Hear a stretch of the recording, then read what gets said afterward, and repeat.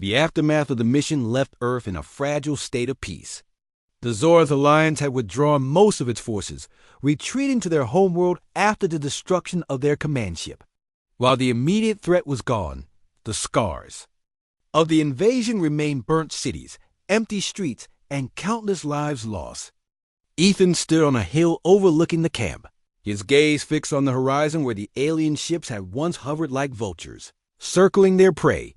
He felt a mix of emotions: relief that they had survived, grief for those who hadn't, and a deep sense of responsibility for what came next.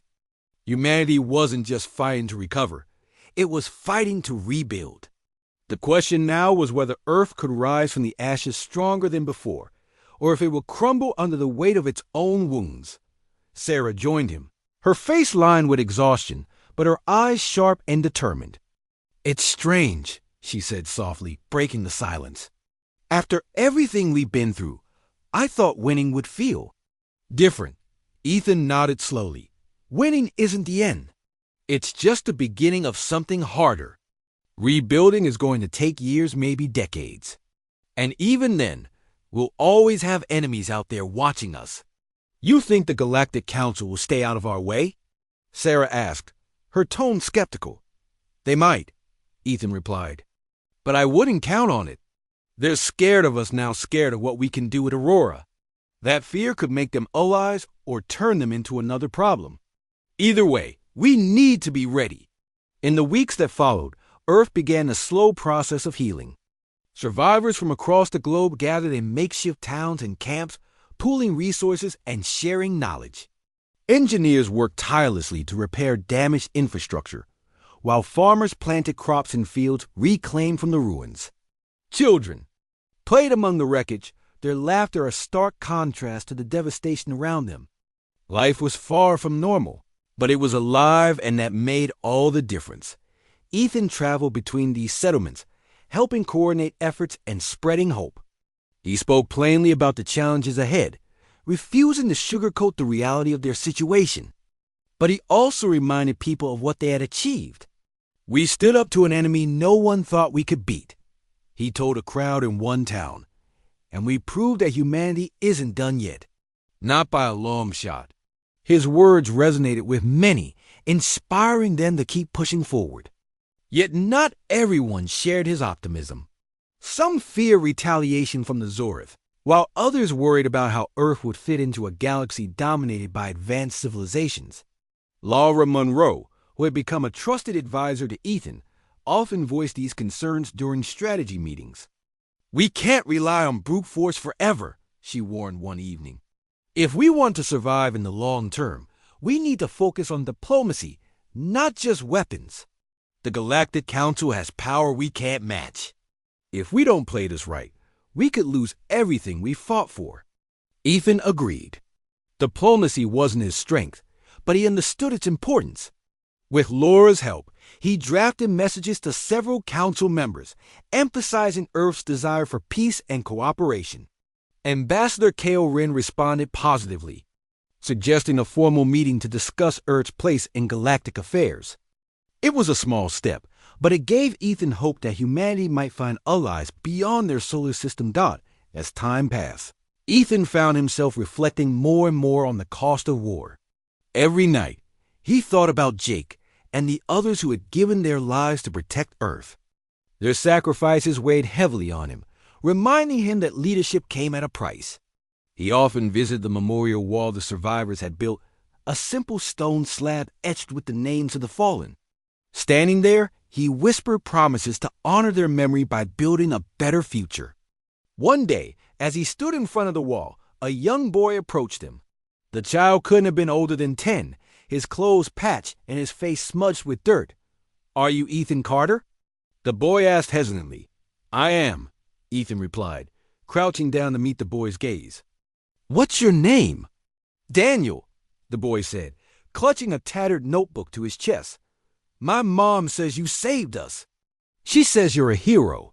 Ethan smiled faintly, though his heart ached at the word hero. "I'm not a hero, Daniel. I'm just someone trying to do the right thing, like your mom and everyone else working to rebuild." Daniel frowned, clearly confused, but you led the fight against the aliens. Doesn't that make you special? No, Ethan said gently. What makes us special is that we didn't give up when things got hard.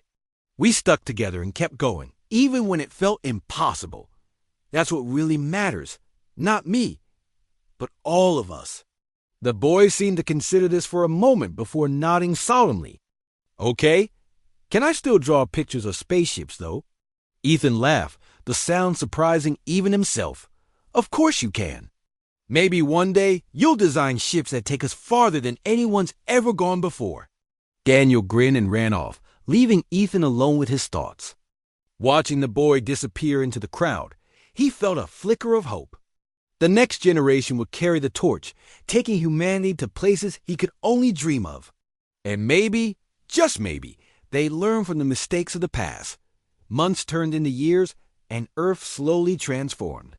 New cities rose from the ruins, powered by renewable energy and protected by advanced technology. The Aurora cannons, once symbols of desperate resistance, became tools for exploration and defense. Humanity began reaching out to other civilizations, forging tentative alliances and learning about the vastness of the universe. Ethan stepped back from leadership as younger voices took charge, guiding Earth into a new era. Though he remained involved in decision-making, he spent more time traveling, meeting people, and listening to their stories. He saw resilience in every corner of the planet, in the engineers rebuilding power grids, the teachers educating children under open skies, and the artists painting murmurings of hope on shattered walls. One evening, as he sat by a campfire with Sarah, Lavra, and a few others, Ethan looked up at the stars. Do you ever wonder what's out there? He asked quietly. All the time, Sarah replied, smiling. But I think we're finally ready to find out. Lavra nodded. Just remember, Ethan, it's not just about surviving anymore. It's about thriving. About showing the galaxy that humanity isn't just a footnote in history. We're part of its future. Ethan gazed upward, feeling a quiet pride swell within him. Earth had come so far since the days of chaos and despair. They weren't perfect, they never would be, but they were moving forward, together. And as the fire crackled and the constellations shimmered above, Ethan allowed himself to believe that humanity's story was just beginning. Whatever challenges lay ahead, they would face them head-on, armed with courage, ingenuity, and the unshakable belief that they deserved a place among the stars. In a quiet corner of the solar system, far from Earth's blue skies and bustling cities, something extraordinary was about to happen. Humanity had been reaching for the stars for centuries, but now it seemed like the stars were finally reaching. Back, Dr. Rachel Munro sat in her small office at NASA's Lunar Research Facility, staring at the screen in front of her. She wasn't alone. Her colleague, Daniel Carter, stood beside her, his brow furrowed as he leaned closer to the monitor. The screen displayed rows of strange symbols and patterns that didn't look like anything they'd seen before. Data sent back by a deep space probe launched years ago. The probe had traveled farther than any human-made object ever had, venturing into regions of space no telescope could see. At first, the team thought the signals were random noise, background, static from the universe itself. But when Rachel ran the data through a new decryption algorithm she'd been working on, something emerged. Something impossible. Are you seeing this? Daniel asked, pointing at the screen. His voice was low, almost a whisper, as if speaking too loudly might break the moment. Rachel nodded slowly, her eyes wide with disbelief. It's not random, she said. This is deliberate. What they saw was unmistakable, a message. Not just any message, but one encoded in a way that suggested intelligence behind it. Whoever or whatever had created it knew how to communicate across vast distances. And what the message said chilled them both to the bone. Over the next few days, Rachel and Daniel worked tirelessly, piecing together fragments of the transmission. They discovered references to planets, star systems, and even Earth itself. But there was more. Buried within the layers of code were hints of deception clues suggesting that humanity had been lied to. Someone out there, someone powerful, had been manipulating events on Earth. Without anyone realizing it, Rachel couldn't shake the feeling that this discovery would change everything. She called an emergency meeting with General Eric Hughes, head of the Space Defense Initiative SDI. The SDI was a relatively new organization, formed after several nations agreed to pool their resources for space exploration and defense. When Rachel explained what she'd found, Hughes listened intently, his sharp gaze locked on her every word.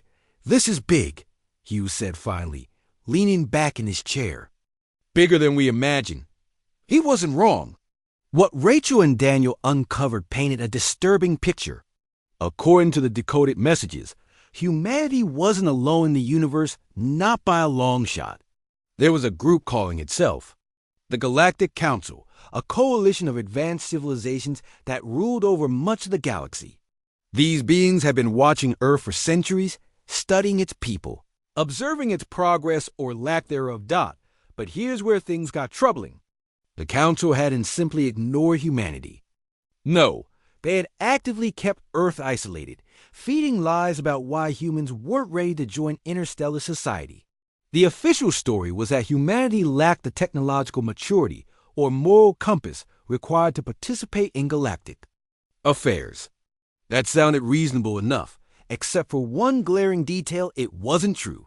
Digging deeper, Rachel found evidence that the Council wasn't just keeping humanity in the dark. They were exploiting it. Earth's resources, rare minerals, energy sources, even biological materials, had been harvested covertly for generations. Advanced technology had been stolen, reverse-engineered, and then hidden away so humans wouldn't discover it. All while the Council maintained the illusion that Earth was insignificant, unworthy of attention. Daniel shook his head in disbelief. "They played us," he muttered.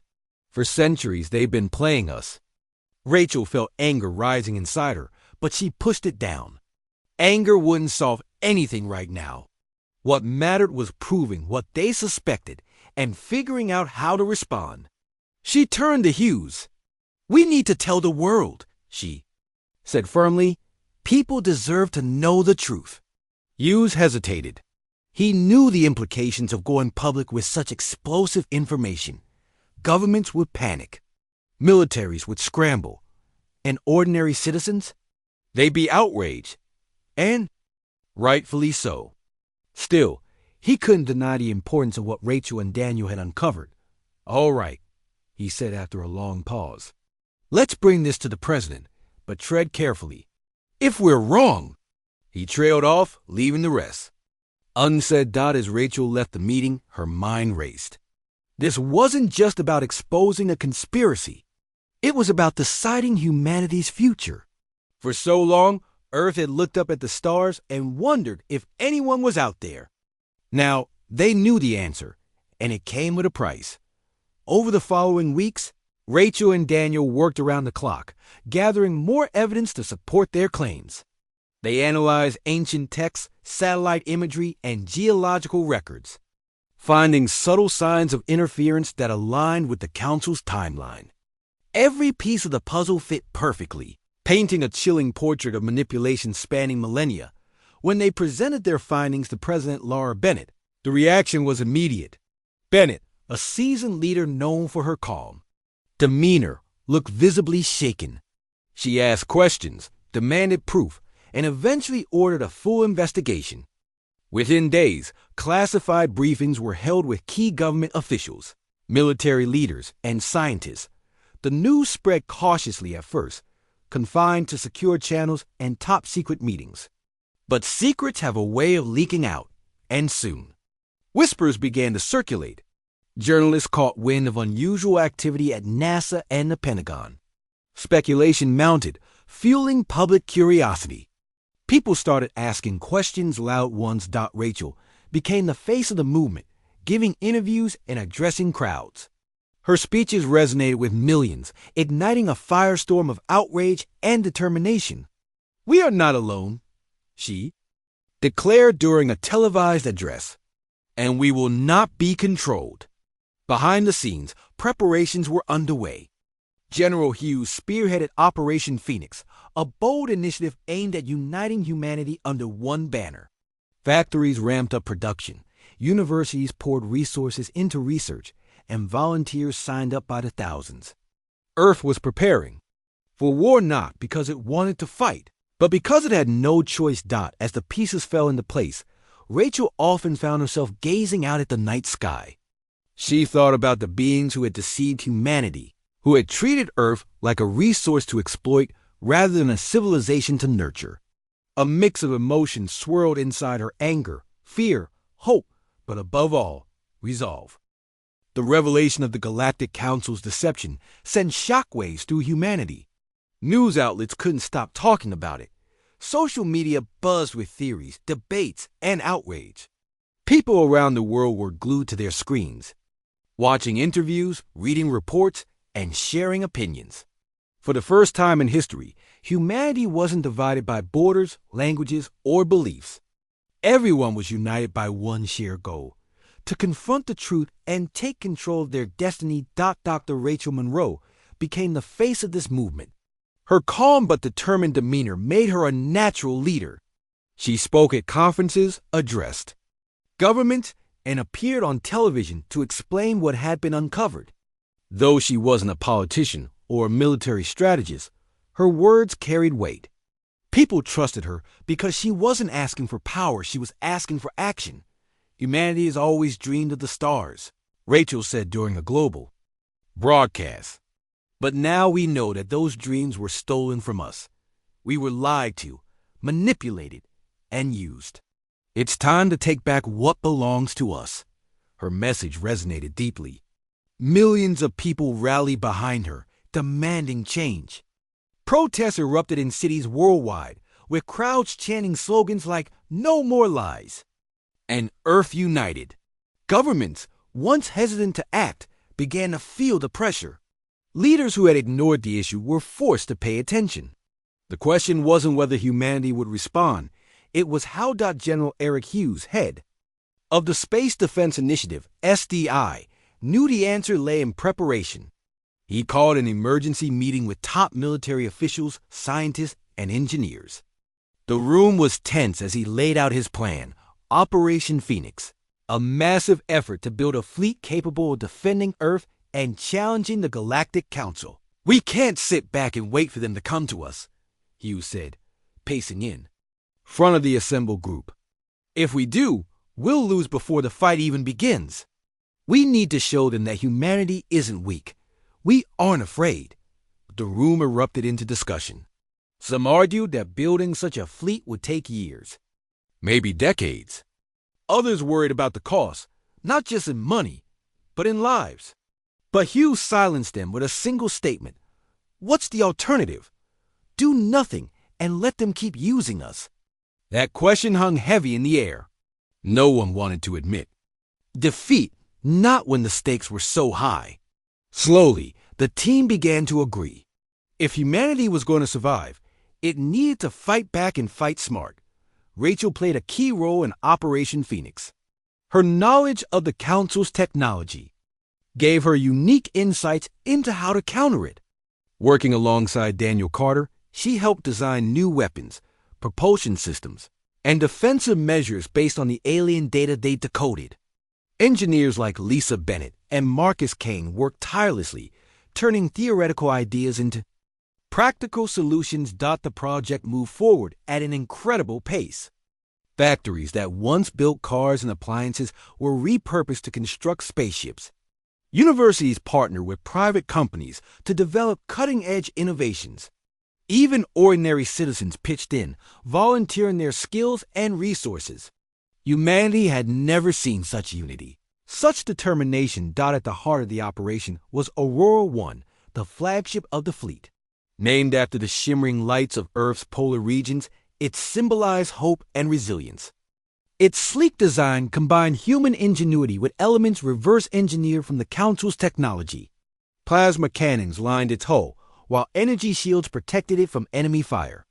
Inside, state-of-the-art navigation systems allowed it to travel faster and farther than any ship before it.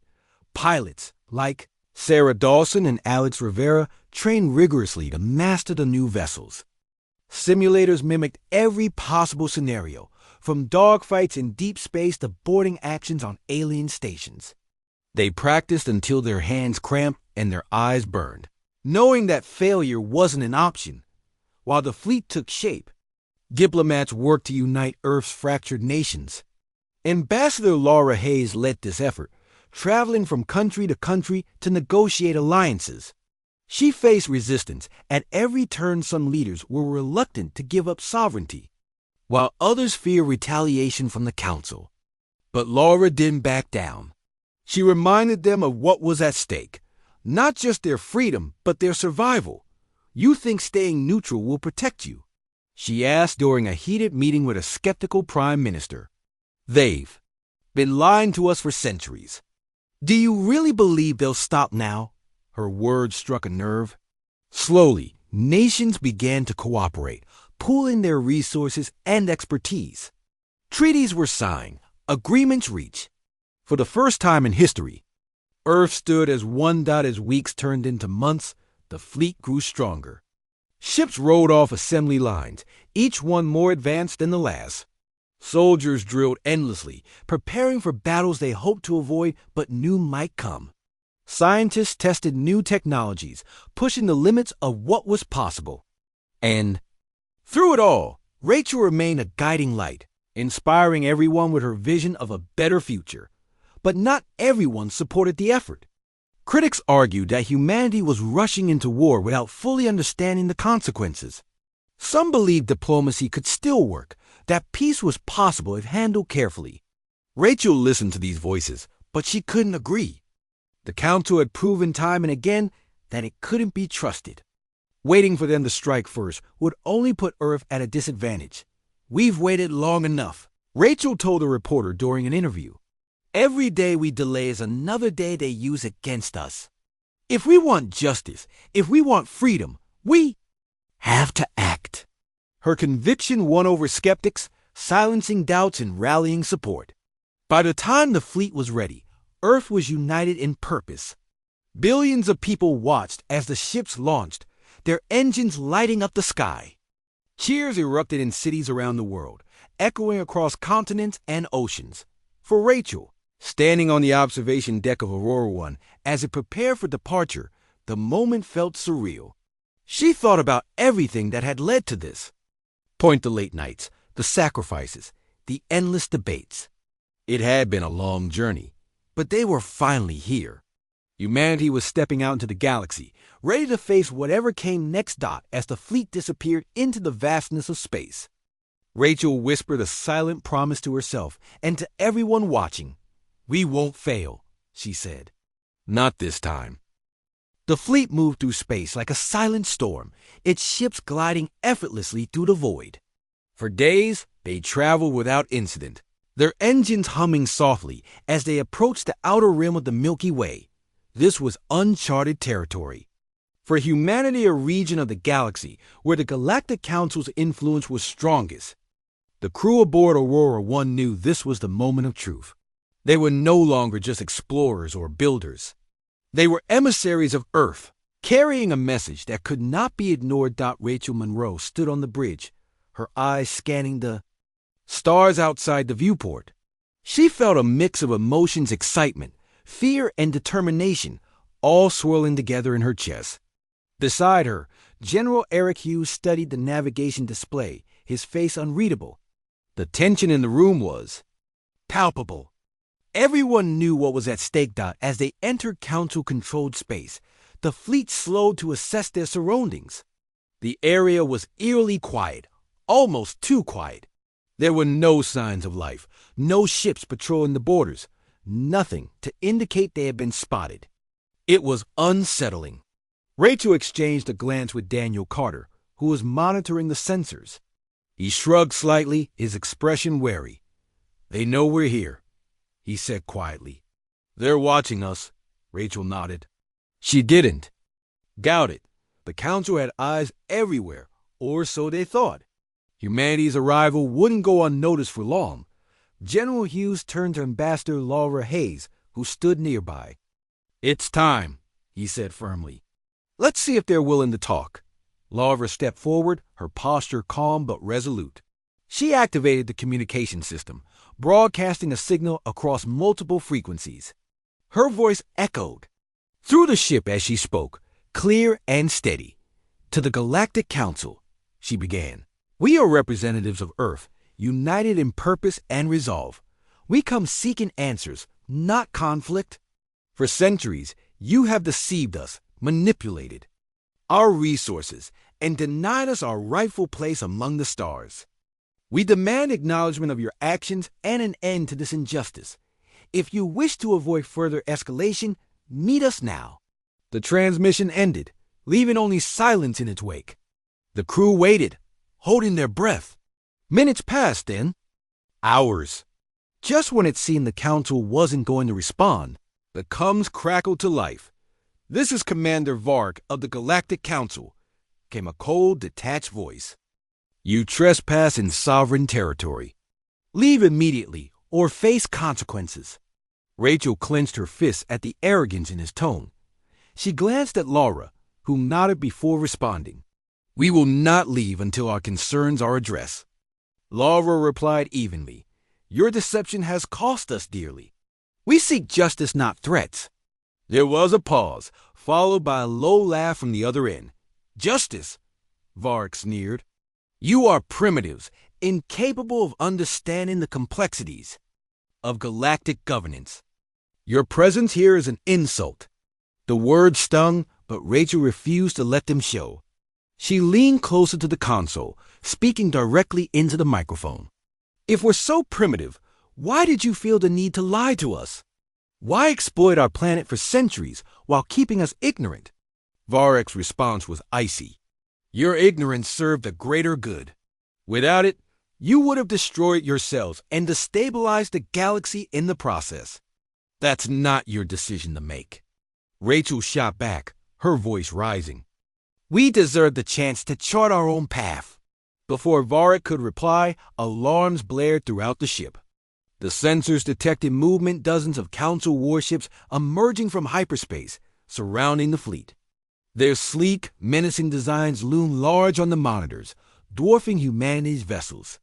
Panic rippled through the crew, but General Hughes quickly took charge. Steady, he ordered, his voice cutting through the chaos.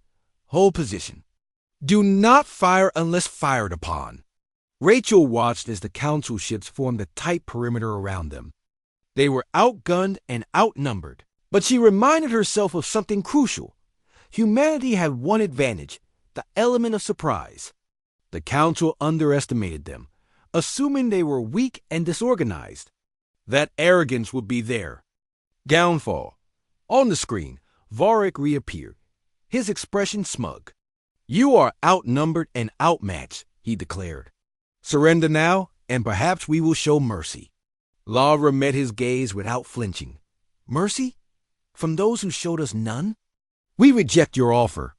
Varek's smile faded, replaced by thinly veiled irritation.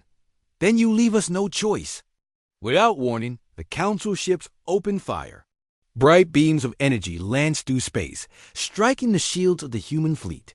Explosions lit up the darkness as ships shuddered under the assault. Chaos erupted on the bridge of Aurora 1, but Rachel forced herself to stay focused. She gripped the edge of the console, her knuckles white. Return fire, Hughes barked. Use evasive maneuvers. The fleet sprang into action. Pilots like Sarah Dawson and Alex Rivera executed daring maneuvers, weaving between enemy ships while unleashing salvos of plasma bolts. The Council forces, caught off guard by the ferocity of the counterattack, struggled to adapt. Humanity's smaller, more agile ships darted through the battlefield, targeting weak points in the Council's defenses. Rachel monitored the tactical display, shouting coordinates to the crew. Focus on their lead ship, she called out. Take out their command center. The fleet obeyed, concentrating fire on the largest Council vessel. Plasma cannons roared, sending waves of energy crashing against the enemy's shields. With each hit, the Council ship groaned under the strain, its systems faltering. Finally, a direct strike breached its hull. causing a massive explosion that sent shockwaves through the formation. Varek's voice crackled over the comms again, laced with fury. You dare challenge us. You will regret this. But humanity wasn't backing down. Encouraged by their initial success, the fleet pressed the attack, pushing deeper into the Council's ranks. Ships worked together in perfect harmony, covering each other as they advanced. The Council forces, once confident in their superiority, began to falter. Their arrogance had blinded them to humanity's potential. As the battle raged, Rachel couldn't help but feel a surge of pride. These were ordinary people, engineers, pilots, soldiers who had risen to the occasion. They weren't warriors by nature, but they fought with courage and determination.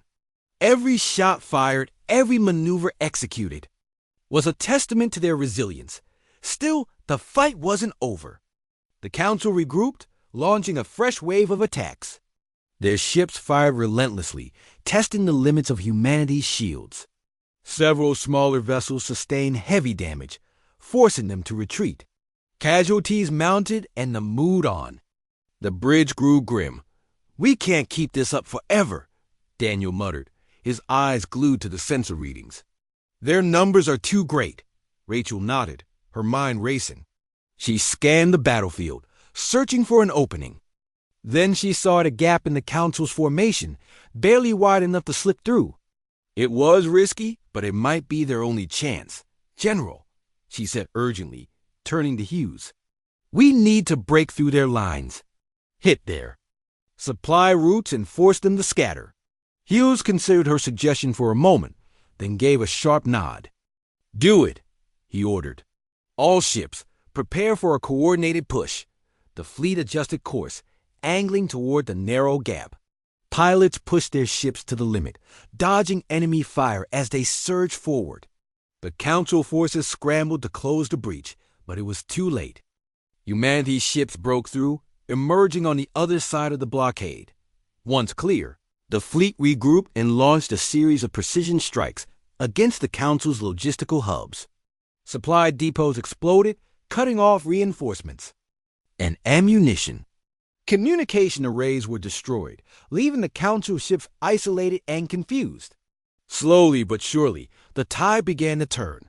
Varek's voice returned, tinged with desperation. Cease your attacks. You cannot win this. Rachel leaned toward the comms, her voice firm. We already have. With their advantage slipping away, the Council forces began to withdraw, retreating into hyperspace. The battlefield fell silent, save for the faint hum of engines and the crackle of damaged systems. Exhausted but triumphant, the human fleet held its ground, watching as the enemy disappeared into the void. On the bridge of Aurora 1, cheers erupted. Crew members hugged each other, tears streaming down their faces. Rachel allowed herself a small smile, though her heart still ached for those who hadn't made it. They had won this round, but the war was far from over. General Hughes placed a hand on her shoulder. Good work, he said simply. Now let's get ready for whatever comes next. Rachel nodded, her eyes fixed on the stars ahead. Humanity had struck its first blow against the Council, but she knew this was only the beginning. The fleet limped back to a safe distance, its ships battered but intact. The battle had been costly, several vessels were lost, and many more required extensive repairs. Yet, despite the damage, morale among the crew remained high. They had faced the Galactic Council and survived. More than that, they had proven something crucial. Humanity was not as weak or insignificant as the Council believed. Rachel Monroe sat in the command center of Aurora 1, staring at the tactical display. Her mind raced as she analyzed the data. From the recent engagement, the Council's forces had been larger and better equipped, yet humanity's ingenuity and teamwork had turned the tide. It wasn't luck, it was strategy. And now, Rachel knew they could use that same strategy to keep pushing forward. General Eric Hughes entered the room, his expression grim but determined. He had spent the past hour reviewing casualty reports and assessing the fleet's condition. We need to regroup, he said, addressing Rachel and the rest of the senior staff. But we can't afford to stop moving. If we do, they'll recover faster than we will. Rachel nodded.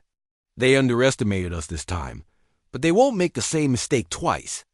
We need to hit them where it hurts before they have a chance to retaliate. Hughes agreed. What do you suggest? Rachel leaned over the display, pointing to specific locations. Their supply lines are their weakness. Without resources, their warships are useless. If we focus on disrupting those routes, we can cripple their operations without engaging their main fleet directly. Daniel Carter chimed in, his voice steady. And we should spread out. Hit multiple targets at once. That way, they'll have to divide their forces to respond. The plan was risky, but it made sense. The Council's strength lay in its centralized control. By forcing them to scatter their attention, humanity could exploit their vulnerabilities. Hughes gave the order, and the fleet prepared for its next phase of the campaign, guerrilla warfare. Over the following weeks, the human fleet launched a series of lightning-fast strikes across Council-controlled space.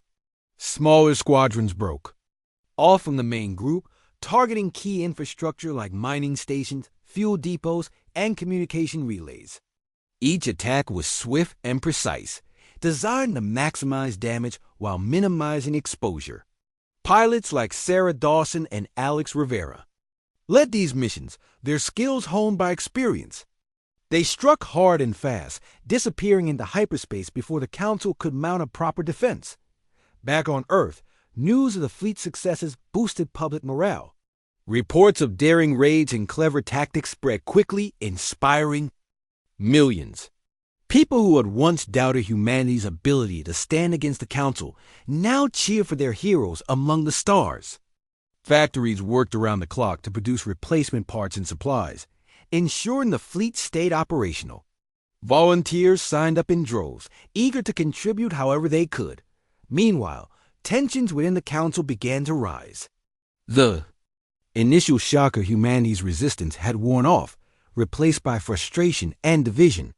Commander Varric, humiliated by his defeat in the first battle, demanded immediate retaliation.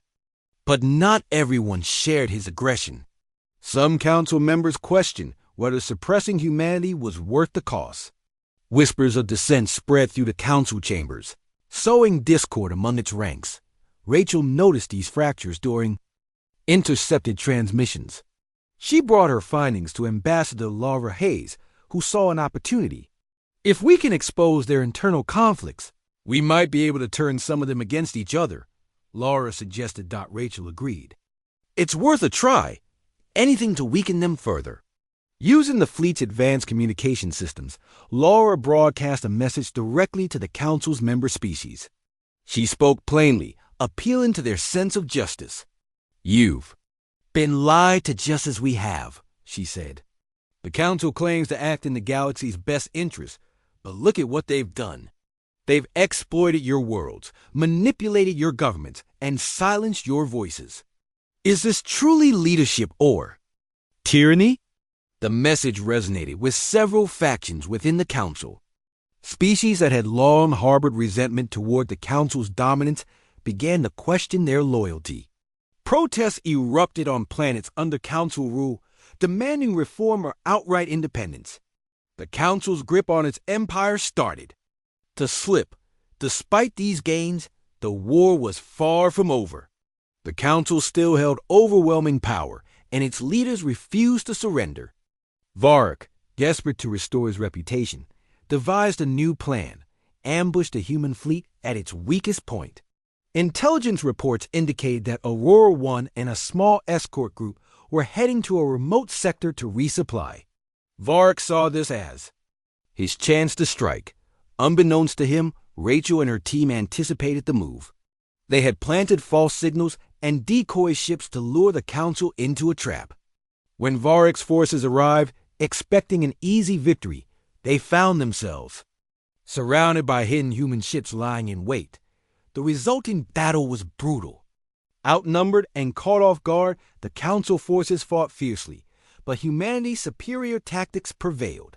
Using coordinated attacks and feints, the fleet dismantled Varric's formation piece by piece.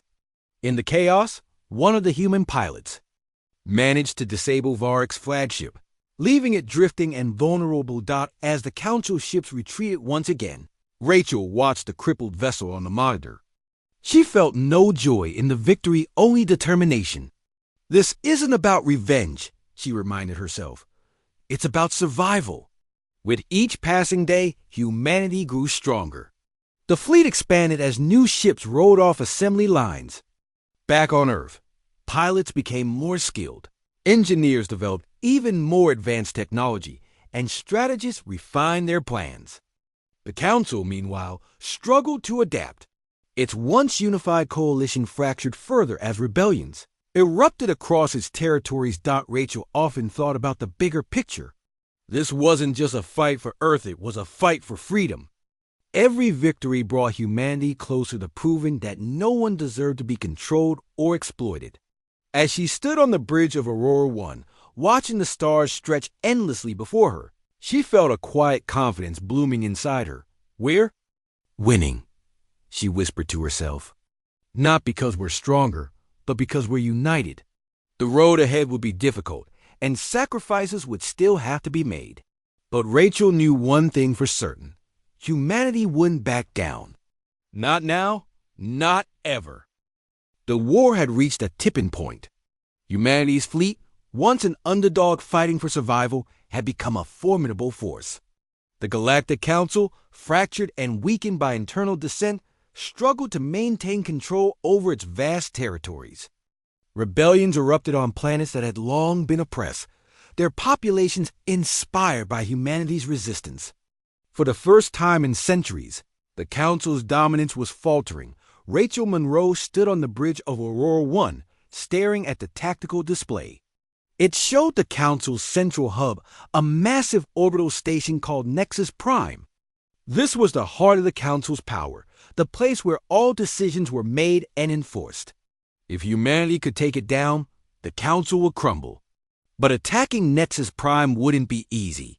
It was heavily fortified, surrounded by layers of defenses and guarded by elite warships.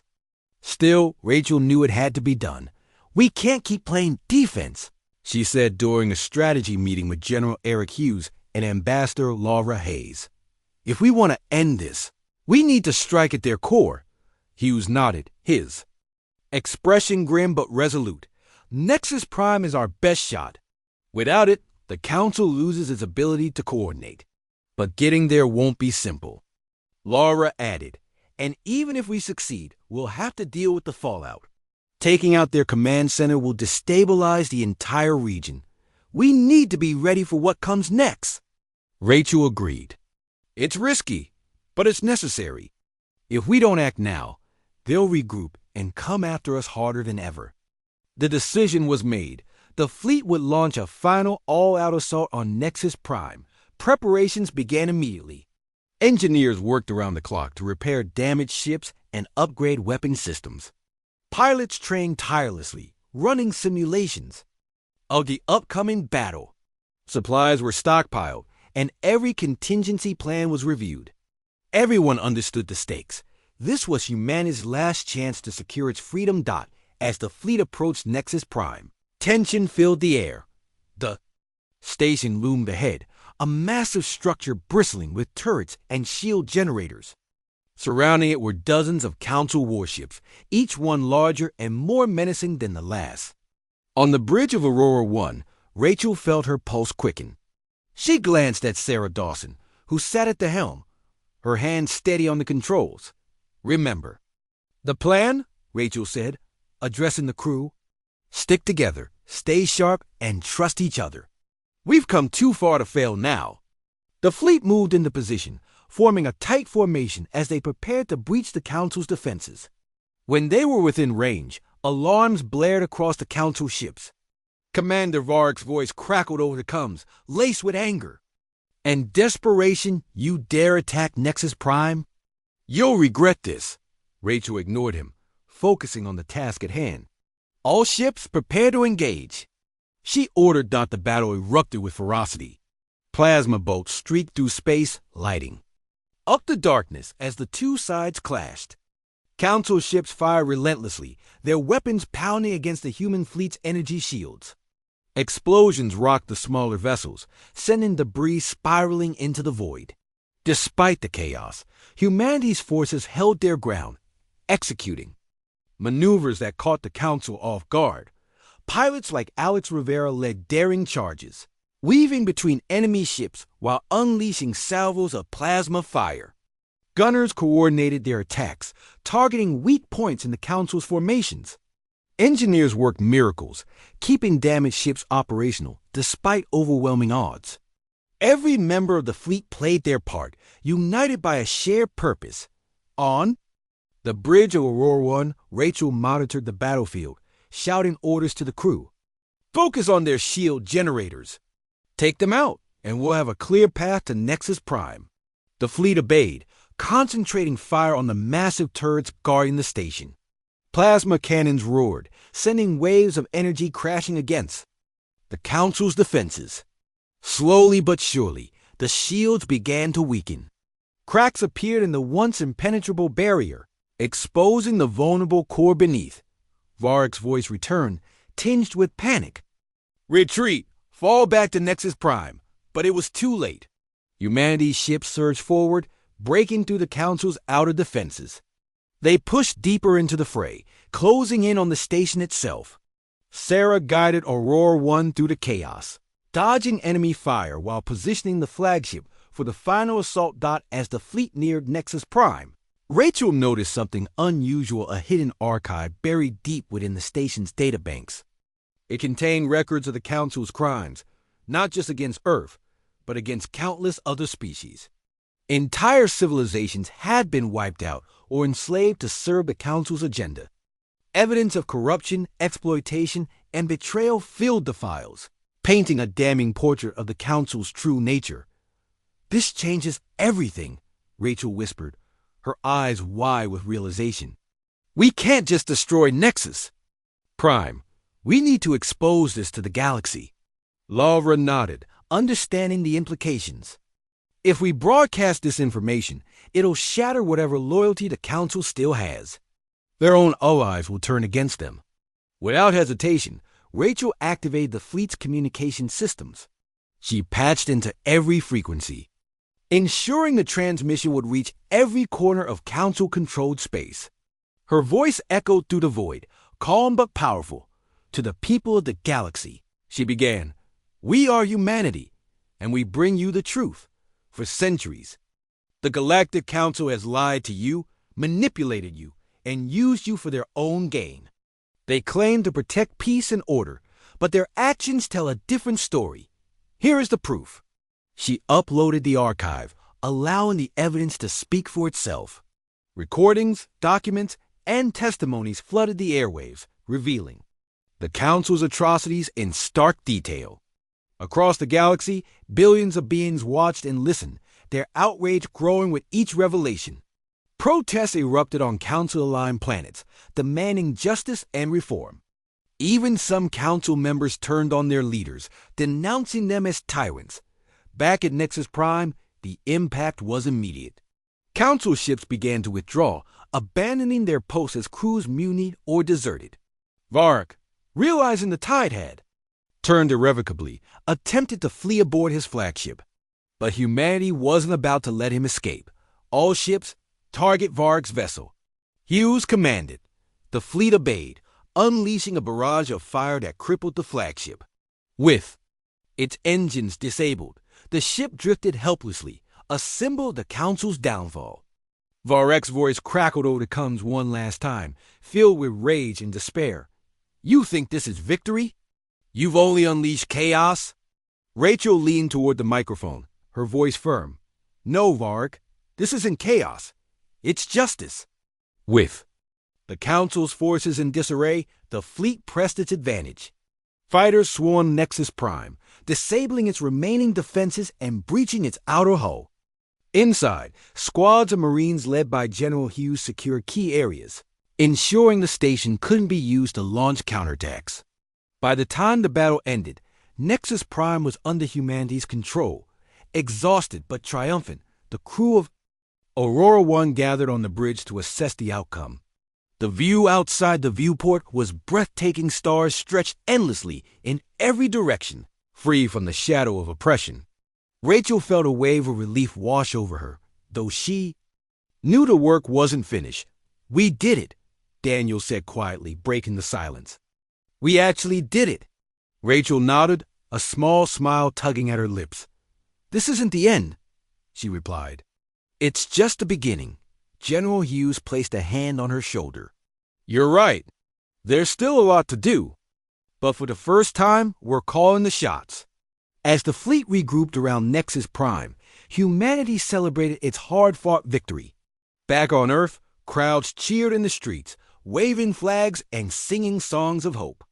Factories continued producing supplies, universities developed new technologies, and volunteers kept signing up to support the cause.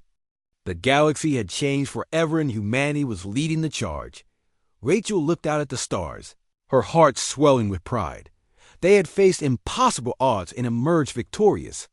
Now it was time to build a better future for Earth, for the galaxy, and for everyone who believed in freedom.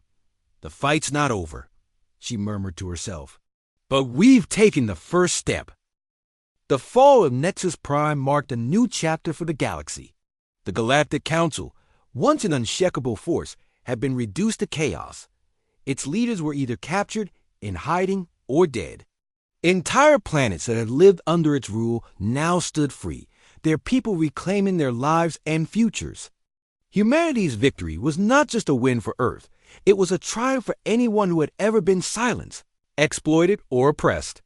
Rachel Monroe walked through the corridors of Aurora 1, her steps slow but purposeful. She felt the weight of everything they had achieved and everything that still needed to be done. The battle against the Council might have ended, but the work of rebuilding the galaxy was only beginning. For years, the Council had shaped the galaxy according to its own interests, leaving behind scars that wouldn't heal overnight. It would take time, effort, and cooperation to create something better. General Eric Hughes joined Rachel on the observation deck, where the stars shimmered brightly outside the viewport. He leaned against the railing, his expression thoughtful. "What happens now?" he asked, voicing the question that lingered in everyone's minds. Rachel sighed, folding her arms as she gazed at the endless expanse of space. "We rebuild," she said simply, "but this time we do it together. No more secrets, no more lies. We've shown the galaxy what humanity is capable of, not just fighting but leading." Hughes nodded, though his eyes betrayed a hint of uncertainty. "It won't be easy. There are still factions out there who won't trust us. Some might even see us as a threat." "I know," Rachel replied. "But trust isn't given, it's earned. And if we want to earn it, we need to show them that we're here to help, not to conquer." Ambassador Laura Hayes echoed this sentiment during a meeting with representatives from liberated planets. Gathered aboard Aurora 1, the delegates spoke passionately about their hopes and fears for the future. Many were wary of humanity's intentions, worried that one empire might simply replace another. Laura listened patiently, letting them voice their concerns before responding. "We don't want power," she said firmly. "We want partnership, the Council ruled by fear and control. We believe in unity and collaboration. Together, we can build a galaxy where everyone has a voice." Her words resonated with the delegates, many of whom had suffered under the Council's tyranny. Slowly, alliances began to form. Species that had once been enemies found common ground, united by their shared desire for freedom. Trade routes reopened, communication networks were restored, and resources were shared freely. Humanity's fleet became a symbol of hope, patrolling the galaxy to protect rather than dominate. Back on Earth, the changes were equally profound. The planet had transformed into a hub of innovation and cooperation. Factories that had once built weapons now produced tools for exploration and development. Scientists worked alongside engineers to create technologies that benefited everyone, not just the military. Schools taught lessons about unity and resilience, ensuring that future generations would carry forward the values that had brought humanity this far. Rachel often thought, about how much had changed since the first days of Operation Phoenix. She remembered sitting in her lab, staring at strange symbols on a screen, wondering if anyone would believe her when she revealed the truth. Now, she stood at the forefront of a movement that spanned galaxies. It was humbling and inspiring. One evening, as Aurora 1 prepared for its next mission, Rachel found herself alone on the bridge. The crew was busy elsewhere, and the ship was quiet except for the faint hum of its systems. She stared out at the stars, thinking about all they had accomplished and all they had lost along the way. "Hey!" came a soft voice behind her. It was Sarah Dawson, one of the fleet's top pilots. She stepped closer, leaning against the console beside Rachel. "You look like you've got a lot on your mind," Rachel smiled faintly. "Just thinking about how far we've come. Sometimes it feels like a dream." Sarah nodded, her gaze drifting to the viewport. "I get that, but it's real, all of it. Every sacrifice, every victory. We made this happen. Not just us," Rachel corrected gently. "Everyone. Humanity, the liberated planets, even some of the Council's former allies. This wasn't just our fight, it was everyone's." Sarah hesitated, then asked, "Do you think we'll ever stop fighting? Or is this just how it is now, always looking over our shoulders?" Rachel considered the question carefully. "I don't know.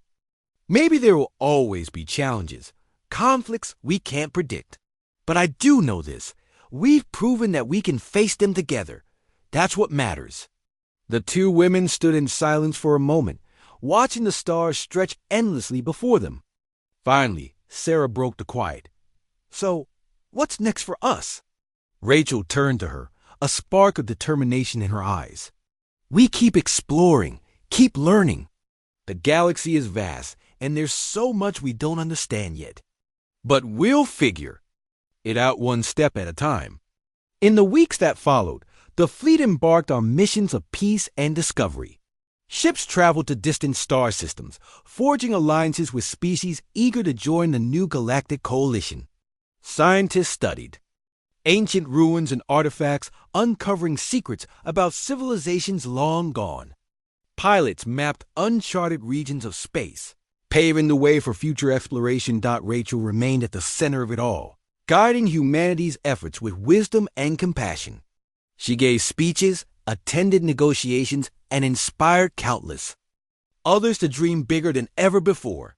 Her vision of a united galaxy wasn't just an ideal, it was becoming a reality.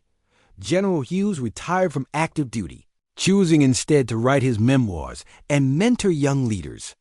His stories of courage and sacrifice served as a reminder of the cost of freedom and the importance of protecting it. Ambassador Laura Hayes continued her diplomatic work, traveling between worlds to foster understanding and cooperation. Even as humanity looked to the future, it honored the past. Memorials were erected on Earth and across the galaxy, paying tribute to those who had given their lives in the fight against the Council. Their sacrifices were never forgotten, serving as a testament to the strength and resilience of all who had fought for justice. As Aurora 1 set course for uncharted territories, Rachel stood on the bridge, her heart full of hope. The galaxy was no longer a place of fear and oppression. It was a canvas waiting to be painted with dreams and possibilities. Humanity had paid a steep price to earn its place among the stars, but now the future belonged to everyone. Rachel whispered softly, almost to herself, "We did it. Against all odds, we did it." And with that, Aurora 1 disappeared into the vastness of space, carrying humanity's spirit of exploration and unity to the edges of the unknown.